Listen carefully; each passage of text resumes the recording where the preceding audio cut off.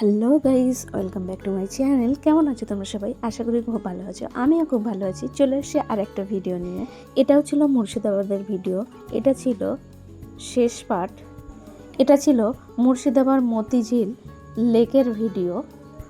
ক্যামেরায় কতটা স্পষ্ট বোঝা যাচ্ছে আমি জানি না।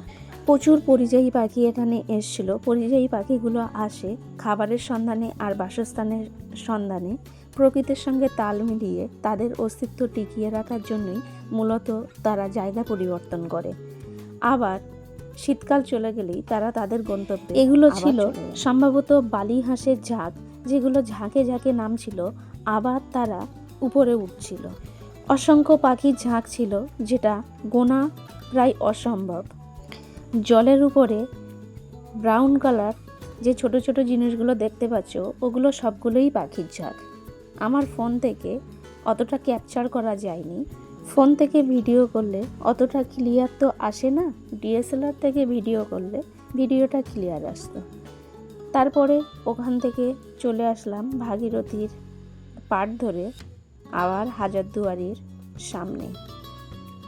পড়ন্ত বিকেলে ভাগীরথীর উপরে সূর্যের যে রশ্মিটা পড়েছিল, খুব মায়াবী লাগছিল আর মিষ্টিও লাগছিল। আর পাড়ের ধারে খুব সুন্দর সুন্দর ফুল গাছ লাগানো ছিল, আর সেগুলোই উপভোগ করতে করতে আমরা আস্তে আস্তে এগিয়ে যাচ্ছিলাম সামনের দিকে।